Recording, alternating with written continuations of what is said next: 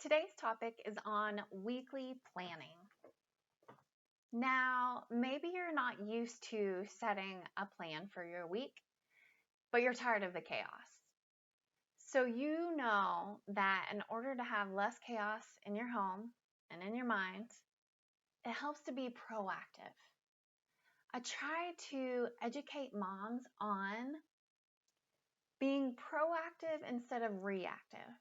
And when you proactively plan, you're less likely to spend your week reacting to what life throws at you and reacting as a scrambled mess, trying to get your kid to an appointment on time or whatever it may be. So I have a weekly planner that can help you in setting yourself up for success for the week ahead. Now, you may want a weekly plan the Friday before. You may want a weekly plan on that Sunday afternoon. Whatever day or time that you want to dedicate to weekly planning, I suggest 15 to 20 minutes. 15 to 20 minutes to dedicate some time so that you have better control over your week. Now, life throws us curveballs, absolutely. But you will have a foundation in place so that you're more capable of handling those curveballs, knowing that the other stuff has been planned out. So in the weekly planner that I have available for free, it has a section for you to write your to-dos and items you want to remember. So do you have activities, tasks, priorities that are urgent and important for that particular week?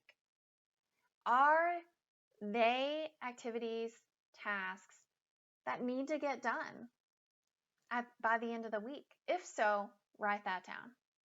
So there are places for you to write down to-dos and things to remember on this weekly planner. So that's going to be your first step. Your second step is to take that to-do and to remember and identify 3 priorities, just 3 tasks or activities that you, without a doubt, really want or need to accomplish by the end of the week. So pick 3 from that to-do list you just created. The next step is to write down any appointments and meetings that you have that week. Appointments for kids, meetings for kids, the same for you. So write down the date, the time, and a few details about that appointment or meeting for the week. And that way, you'll see what's set in terms of time. Now, to-dos and tasks can be completed within certain time blocks, which I talk about often, about blocking your time with related tasks so that you're not scrambling all over the place. But these appointments and meetings have specific times. So you can't say, well, I guess I'll arrive around 10-ish for the dentist appointment. No, your dentist appointment is at 10 o'clock. So you need to make sure that you're at the dentist before 10 o'clock. Typically, they often say to arrive a little bit early. This is a aside, but it's a hack for your calendar.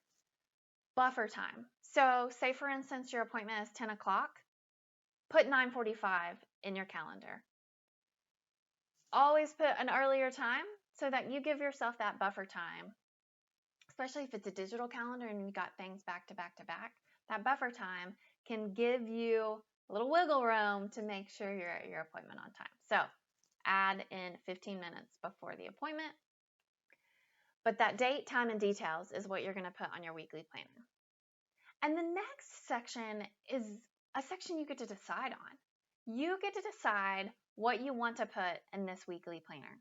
Do you want it to be a grocery list? It's a checklist item. There are boxes to check off. So do you want it to be a grocery list? Do you want it to be meal planning? So meal ideas. Do you want it to be a habit tracking? Do you have a habit that you'd like to implement on a daily or weekly basis? Do you want to track that habit and check off the days that you get accomplished? Do you want to track some goals? Do you have a goal that you want to accomplish and you want to take one actionable step towards that goal that week? So that section is totally your decision on how you want to use it. So you get to decide what you want to track, what you want to make a list for in that section. And then the right section is weekly wins and future planning. So if you have a win during the week, write that down. If you have an idea that pops in your head about the future, write that down. So this space is to celebrate your wins and think about the future and what you want to accomplish. So here is an additional step with the weekly planner that I provide. It's a weekly check-in. So you're not just going through the motions and doing one weekly plan after another weekly plan and not reflecting on what happened. This weekly check-in will help you improve your efficiency, improve your purpose, improve your productivity on your objectives, on your priorities, on your to-do list. So the first step, it's a 3-2-1 weekly check-in, okay? So the first step is to write down 3 things that you accomplished that week. Maybe it's those 3 priorities you wrote in the section for your top 3. If so, write those down. Maybe it's unrelated to those 3 priorities and it's things that popped up, but you got it done and you accomplished that. So write 3 things you accomplished that week to celebrate and take some time. Go Kerri, go me for completing, and you fill in the blank. What did you do? I know you've done at least 3 things the previous week. So write that down so you can celebrate it. Too often as moms, we focus on what doesn't get done. It doesn't make us feel good when we're always focusing on what's still left to do. So instead, flip the script and think about what you did get done. So 3 things. The next step is to write down 2 lessons that you learned that week. Maybe you learned that getting your kid dropped off for school on time means that you need to leave an extra 5 minutes early because there's construction and added traffic. So maybe that's a lesson you learned to apply for the next week. Maybe a lesson has to do with work efficiency. Maybe you learned that you should not open up your email first thing when you start your workday.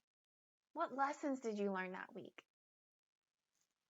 Now the next step, so 3 things you accomplished, 2 lessons you learned, and write down 1 priority for the next week. What do you want to prioritize? Is it something from the previous week that you didn't get done but you'd like to see accomplished? Write that down. Is it something new that popped up that you'd like to accomplish the following week?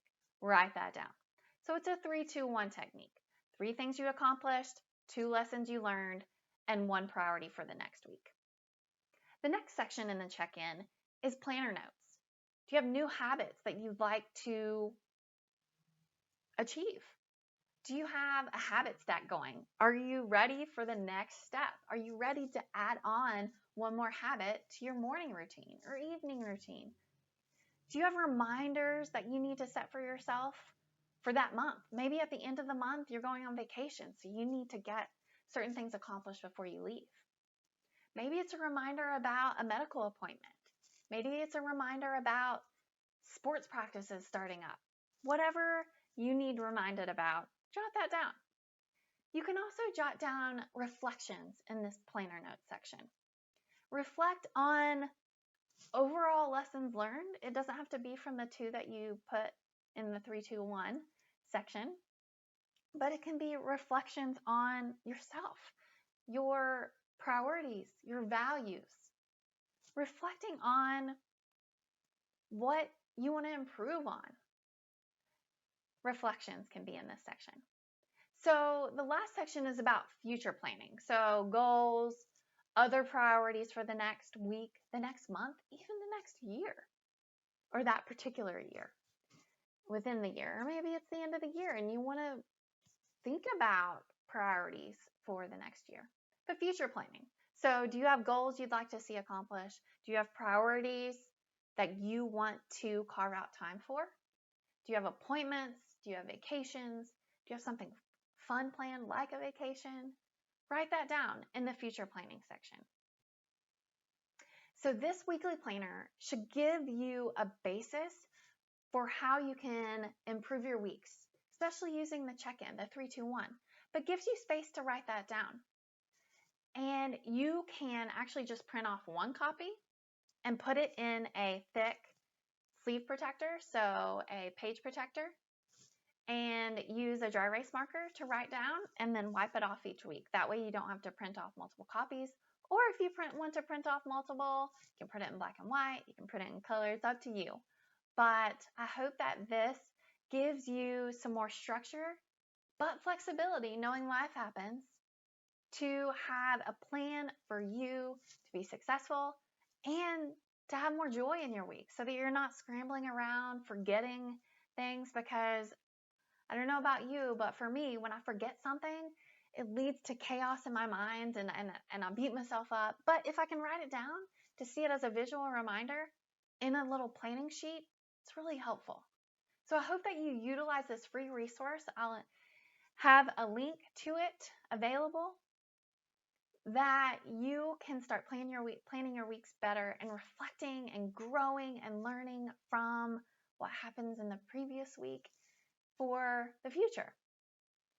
If you have not already, I encourage you to join our community in various ways. I have a Less Overwhelmed, More Joy for Moms Facebook group.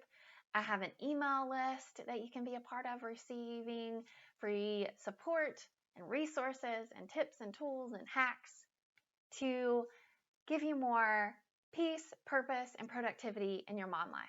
Have a wonderful day. Take care.